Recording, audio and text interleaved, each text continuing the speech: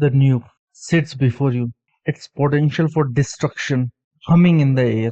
With a flick of your controller, you could reduce Megaton to ash, but your finger hesitates. Why? In Grand Theft Auto, you wouldn't think twice about a little digital destruction. So why does this choice in Fallout 3 feel so heavy? It's just a game, you mutter, trying to shake off this unease. At this moment, you are an Oppenheimer with a game bed, but deep down, you know it's more than that. This isn't just about pixels and polygons anymore. It's about the weight of a choice, even in a world where the consequences are virtual. The twisted landscape of this virtual morality really redefines what it means to be evil. In a world where you, a person of blood and flesh, sometimes hesitates over your atrocities on random NPCs, but other times you embark on unbelievable rampages. For what? Just for fun? Such contrast. But why? In the gaming world where we can be heroes or villains with the press of a button, why do we almost always choose to be good guys? And I'm not talking about the villain route after you played the game like 100 times over and over and over again. I'm talking about your very first play. Let's face it, in the real world, most of us try to be a decent human beings. We don't exactly go around stealing cars or nuking towns on a whim, but in games, that's where we can be little let our inner demons of the leash, right? And that's where we get games like God Simulator. But even in the consequence free zone of pixel and polygons, we are not as morally flexible as we might think. In fact, a whopping 97% of players prefer to play as a goody two shoes rather than dastardly villain in Fallout 3. But why? What makes us cling to our moral compass even when it's made of code instead of conscience? Have you ever pondered the ethics of the virtual world? From the sun-soaked streets of Los Santos to the irradiated waste of Capital Wasteland. Why does being bad feel so good in some games and so gut-wrenchingly awful in others? It's like our moral GPS gets seriously confused. In one game, you're agonizing over stealing a loaf of bread, and in another, you're building a criminal empire, and your biggest concern is whether your evil lair has enough neon lights. Let's be real. Who hasn't reckled maniacally while leading a conga line of police cars on a merry chase through the city? In GTA, morality is as flexible as rubber band and just as fun to play with. You can mode on pedestrian like you're trimming virtual grass, and the only consequence is temporary timeout if the cops catch you. It's a digital playground where your moral compass spin like it's caught in a tornado. What's the difference? Why does one game turns us into a crackling agents of chaos, while other has a agonizing or dialogue choices? Perhaps the real question isn't why we sometimes act more like villains in some games, but why in some games it's very difficult to make unethical choices. So what gives? Why does unleashing your inner psychopath feel like a joyride in one game and guilt trip in another? Well, it all comes down to one word: consequences. In GTA, the world is your oyster, and by oyster, I mean punching bag. Those NPCs you are terrorizing, they are about as deep as puddle in a mojo.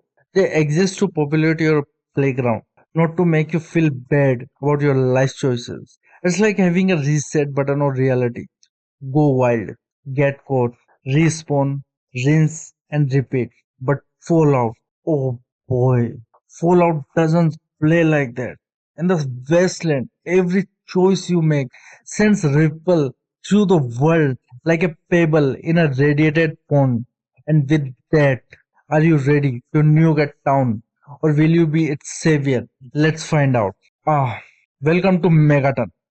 Fox, a charming little post-apocalyptic hamlet where the central fixture isn't a town square or a cute gazebo, but a live atomic bomb. Yes, talk about explosive real estate. You meet some locals here. The locals eye your bold suit like it's the latest Westland fashion.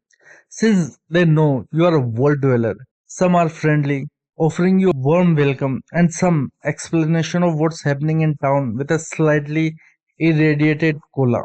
Others, well, let's say, they make raiders look like they are hospitality experts. The sun sets on Megaton, and you, the lone wanderer, fresh from Vault 101, stand before its namesake, undetonated atomic bomb. This isn't just any town, it's microcosm of moral changes you will face in the capital wasteland. And that bomb, it's your first real test. Your Pip-Boy 3000, that trusty voltaic computer on wrist, glows in the twilight. It's not just a fancy watch, it's about to become your moral compass, quite literally, keeping score of your karma. Good deeds tip the scales one way, nefarious acts the other, and boy, does Fallout 3 have plans for that karma meter. As the sun sets, you start to replay the day's encounter in your mind. Moira Brown, Megaton's ever cheerful shopkeeper and aspiring author, chats about her dreams for a safer wasteland. She is a quest giver, offering you a chance to help write the wasteland survival guide. Handy XP and karma boost there if you are so inclined. Confessor Cornwell, arms raised to the bomb in reverence, preaches about atomic divinity. He's not just local he's not just local color. He represents the gaming exploration of how societies adapt to post-apocalyptic conditions. Let the men, women, and children of the earth come forth to gather and behold the power of Atom. Let those who dwell here in his favored land attend now to the words of the prophet of Atom. Bizarre, sure, but in the wasteland, even the oddest belief can offer comfort. Sheriff Sims, gruff, stalwart protector of Megaton, embodies the struggle to maintain order in chaos. He's offered you a home here, a player house, your first real base of operation. All you have to do is disarm that pesky bomb. And then there is Mr. Burkey, smooth as irradiated whiskey, with its tempting offer, detonate the bomb, wipe Megaton off the map, Megaton is obsolete. It needs to go away. and live large in Tenepe Tower. Basically, you will be living the 1% lifestyle in the wasteland with a very big paycheck for all your troubles. And it's not just cape he's offering.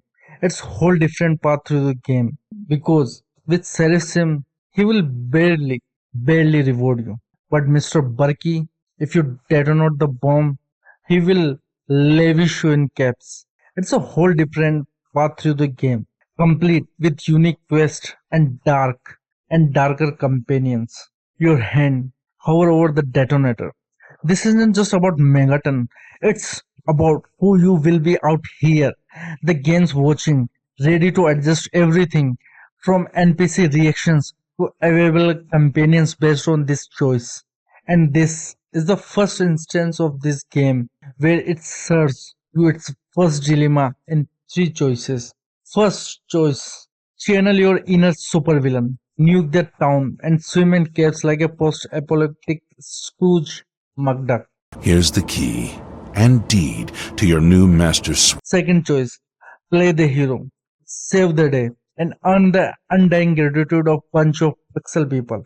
Shrug, walk away, and go hunt some mole rats, as in option 3. But let's face it, who actually does that, man? And if you decided to save Megaton, you are looking at a positive karma, cheaper goods from traders, and followers like the Noble Star Paladin Cross blow it up and expect higher prices, hostile Westlanders, and morally flexible companions like the Raider Jericho. But Fallout 3 isn't dealing in pure black and white. That karma meter has a neutral zone too. Because the Wasteland isn't about easy choices Maybe you will disarm the bomb, but still everything that isn't nailed down. The game's ready for that, offering perks that play to all styles. As you make your choice, your Pip-Boy chips, karma shifts, quest updates, the world reacts. In this moment, you are not just deciding a town's fate, you are setting the tone for your entire journey through the capital wasteland. Contrast to GTA, where your consequences in playthrough barely even matters. It's like you're playing in Groundhog Day, where your every choice resets itself with itself the next gen. But in Fallout 3, where the choices are tough, the consequences are real, and war never changes. But your choices and actions have already begun to change the wasteland as the dust settles on your Megaton decision. The real journey through the capital wasteland begins. But make no mistake, Wastelander, that choice is going to be echoed through every irradiated mile of your adventure. Let's say you played the hero, disarming that bomb with sturdy hands and a racing heart. Megaton erupts in cheers, and suddenly you are no longer just a world dweller. You are a wasteland savior. That warm, fuzzy feeling. It's not just pride, it's your karma meter tickling up, and Fallout 3 is taking notes.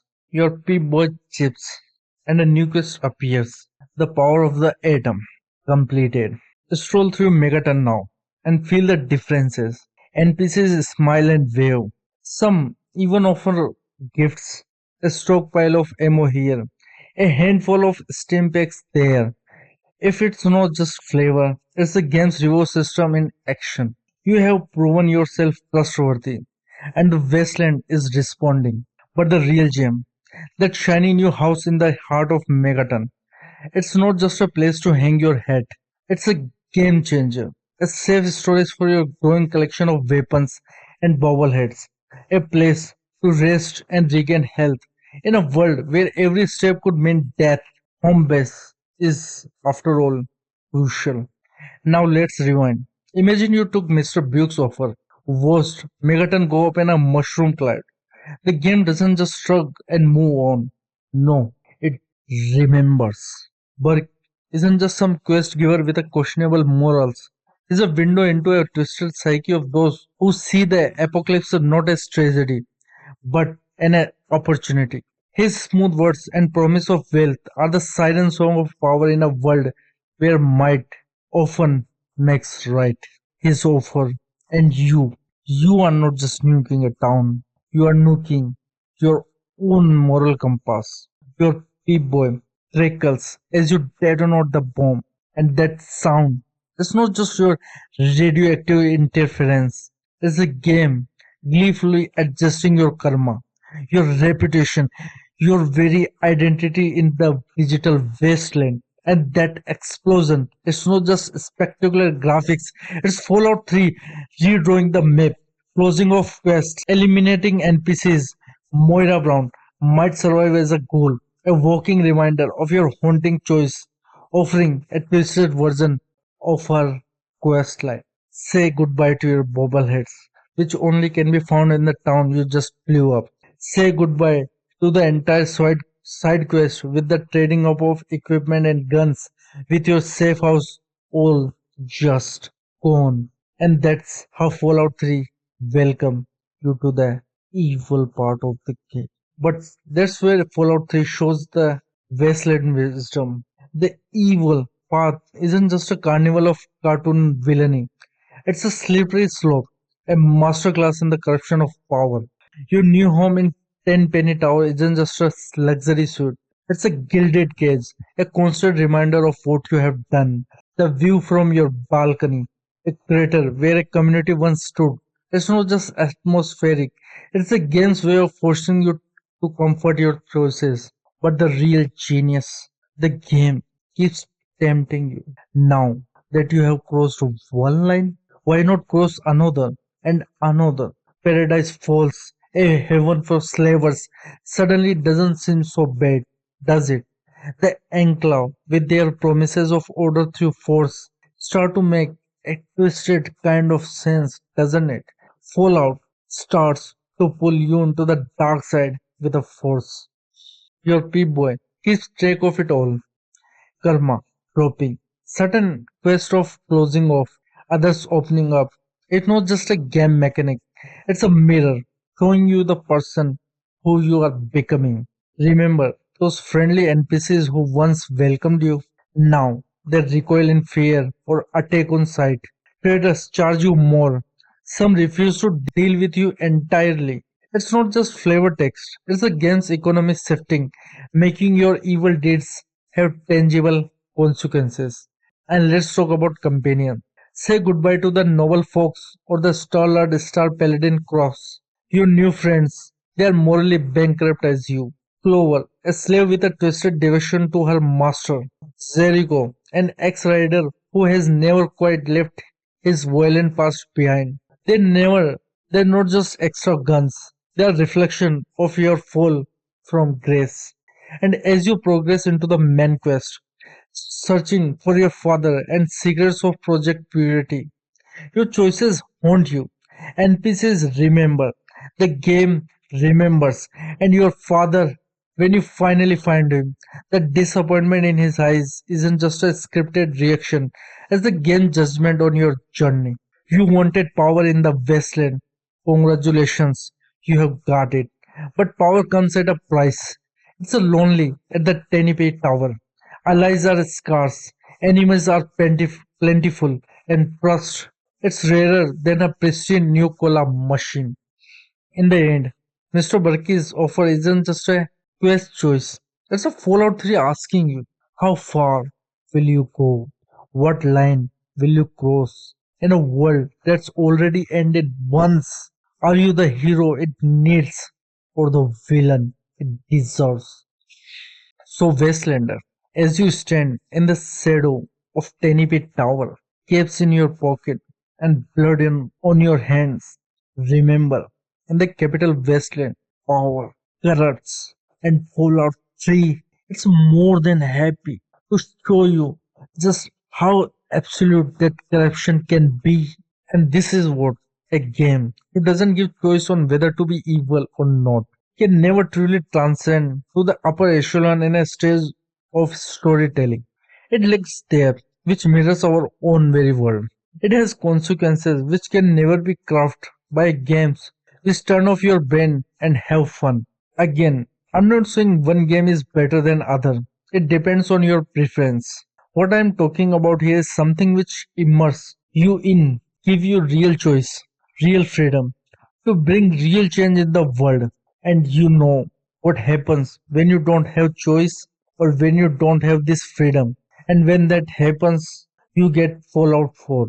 Bethesda, as they are, in their next iteration, make sure to rip out all the complexity of morality which made the game immersive and gave us the train wreck of a Fallout 4, which is the moral dilemma of which color beige you want to wear in your next Starbucks visit. In Fallout 4, Force, her tried to shake things up. It kind of forgot what made choices matter in the first place. Gone is the karma system that once gleefully tracked your every misdeed. Instead, we get watered down version of morality that's about as impactful as Red Roach bite on power armor. Sure, you can still be jerk in dialogue, shooting sarcastic comment like they are mini nukes. But most of the time, it feels like you are choosing between yes, sarcastic yes, question mark yes, and not right now. But eventually, yes. It's about as morally complex as deciding whether to have a sugar bombs or fancy lead snack cakes for breakfast. The faction system, which should have been the crown jewel of moral decision making, ends up feeling more like a picking a team for Westland dodgeball. You are reloaded, pun intended, absolutely, into eventually betraying all but one faction. It's less about navigating a complex moral landscape and more about deciding which flavor of good guy you want to be. Even your companions, those walking, talking barometers of your moral choice in previous games, seems to have developed a case of ethical nearsightedness. Sure, they will comment on your actions, but their approval system feels more like a dating sim than a true reflection of your moral standing in the wasteland. And let's not forget the settlements. Oh my god, the settlements. Another settlement needs your help. This just never ends. Become less a call to heroism and more a reminder that being good in the Commonwealth is less about making hard decisions and choices and more about being everyone's post-apocalyptic handyman. You are not hero, you are not a villain, you are just another NPC doing his NPC handyman things. Don't get me wrong. The Commonwealth is a blast to explore, and the gameplay is tighter than a Voltec Voldor. But when it comes to meaningful moral choices, Fallout 4 is shooting blanks. It lacks evil. The evil is nowhere to be seen, nowhere to be choose. And what are you without evil? It's a stark reminder that in the world of RPGs, having choices isn't enough. Those choices need to be matter, to have weight, to make us pause and think what kind of wasteland wanderer do I want to be? And in such gameplay, you can never really be a evil because instead of the game giving you a choices of free will to cast your own justice on the desolated worlds, it spoon feeds you on the predefined good and evil path, which actually take the true freedom from the game. And to be honest, that's actually a variant of evil being partaken by almost every AAA games in 2024. Because you see, these dark options are the secret ingredient in the recipe for replayability. Sure, most of us will play the hero on our first run, striding across the wasteland like a post-apocalyptic lone ranger.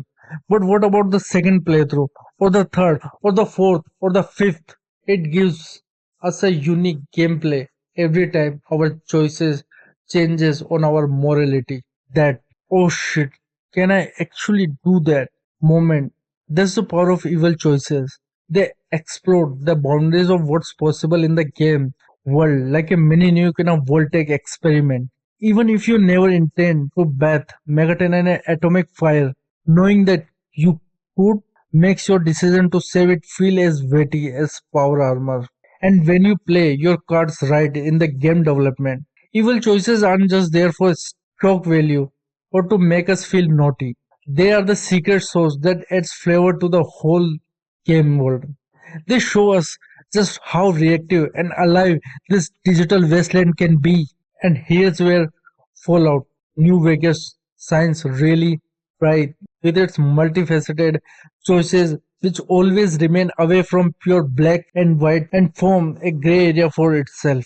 It gives the player a real hard time deciding the difference between what even is good or evil.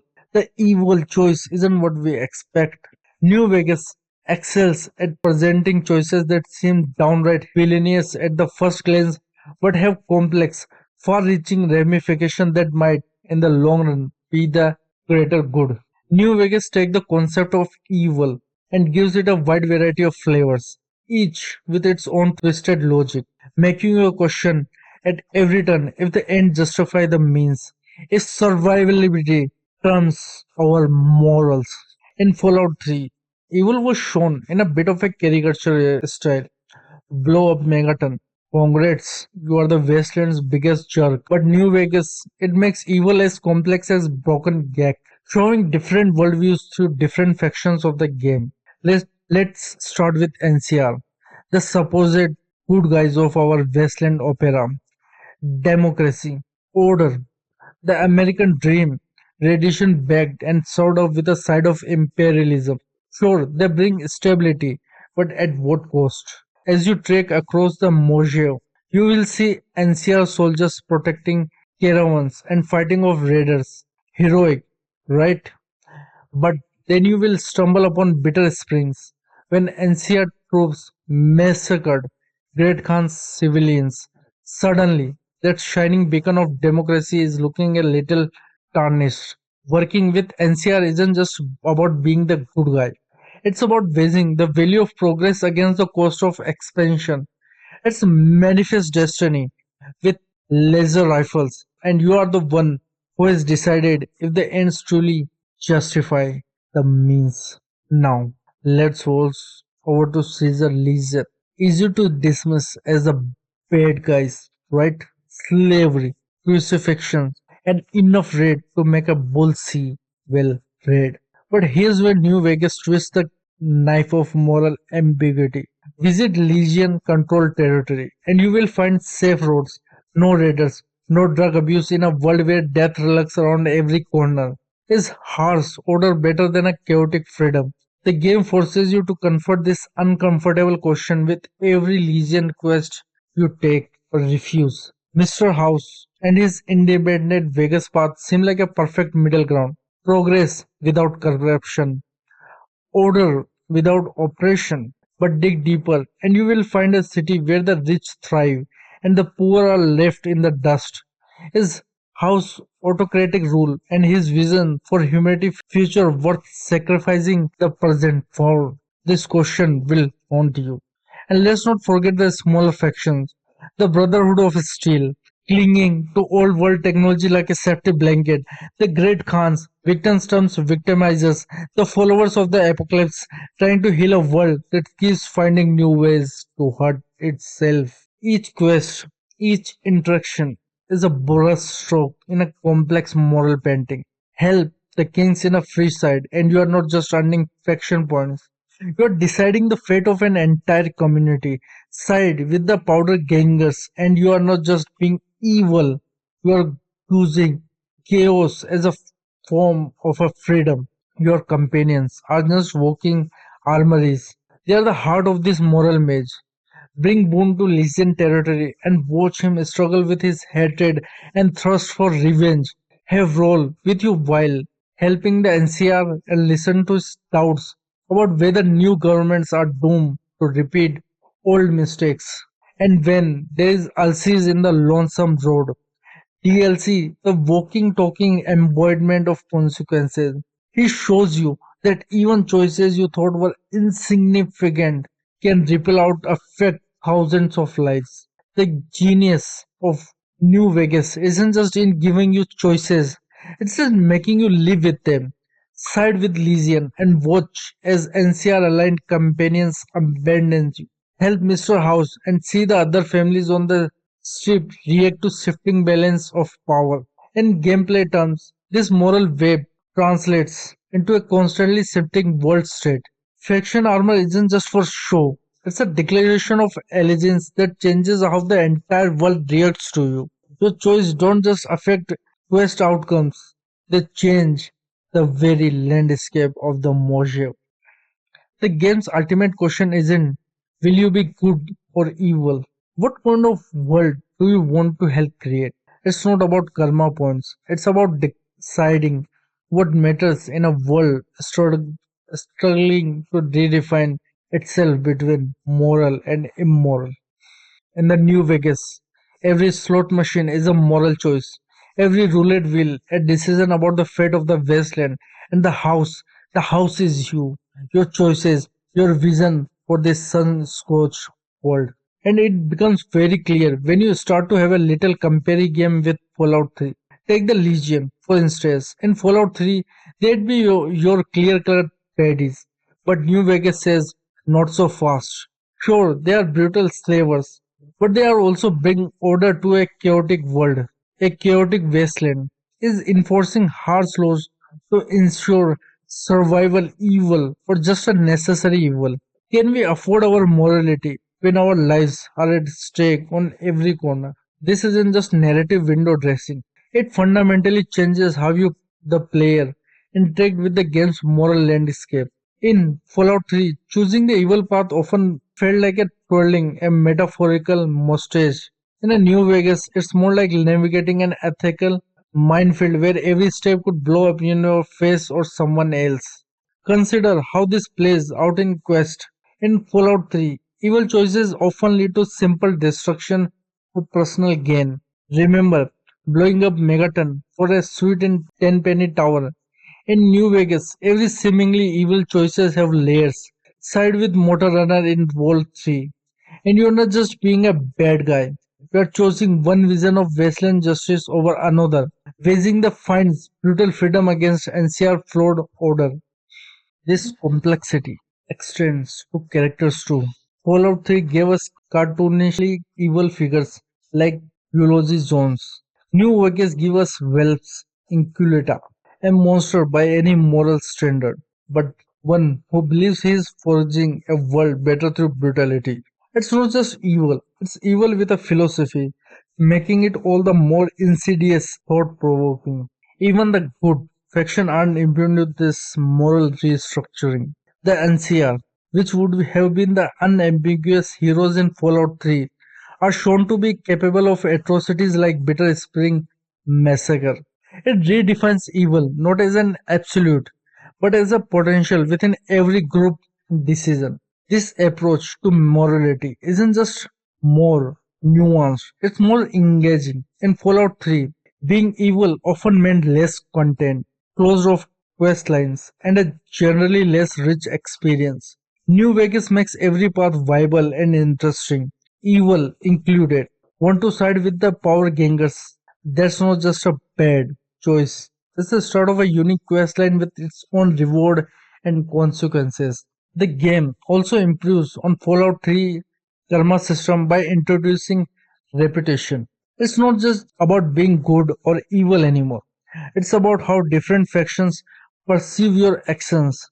You can be idolized by the Strip families while being vilified by the NCR. This system recognizes that in Westland, one person's terrorist is another freedom fighter, and by doing so, it achieves a truly immersive gaming experience. Perhaps most important, New Vegas understands that true evil often comes from good intentions.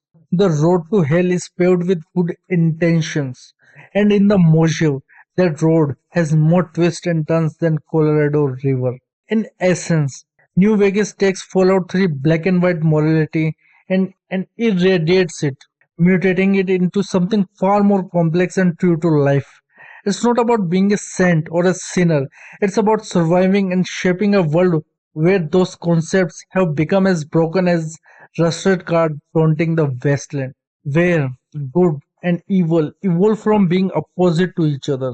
They start to weld together to form a sandcastle of narration and world building which shifts and shapes on every path and decision you make, each with its own advantage and disadvantage, but never being completely good or evil. At its core, that's role playing is all about choice. Evil options, even if they are rarely chosen, reinforce the idea that this is your story. You're not just following a script laid out by developers. You're shaping the world for better or for worse. It's the difference between reading a book and writing one, between watching the wasteland and molding it with your own radioactive hand, and being lost in this what if factor, even if we never choose them. These dark options fuel our imagination like fusion core power armor. They are the subject of late night conversation with fellow wastelanders. They spark for heated debates on Holoto forums and the bread and butter of countless YouTube videos. What if I sided with Legion? What if I destroyed the Citadel? What if I let the tunnelers overrun the Moshav? These questions keep the game alive in our minds long after we have put down the controller. They are whispers that call us back to the wasteland, tempting us to start a new game, to see the road not taken. And I'm not saying that since game like that don't offer such complexity in mechanics, it becomes less impressive or fun.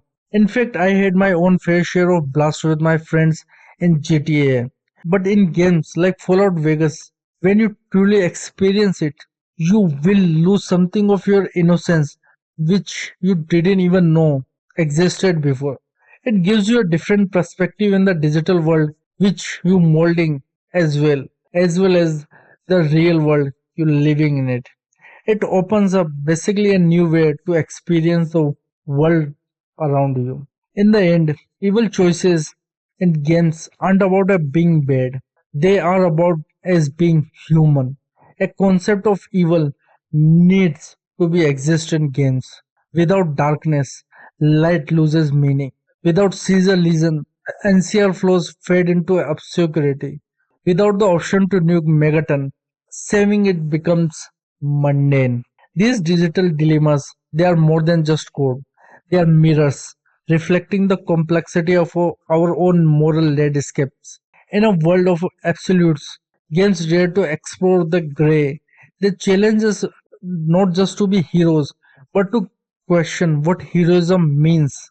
Because you see, evil lurks not in the code, but in our choices. When we embrace the darkness in games, we eliminate the complexity of our own moral landscape. And in that questioning, we find something profound, the power of choice itself. So embrace the shadow options, explore the darker paths, because in the end, it's not about being good or evil, it's about understanding the hero and villain within us all.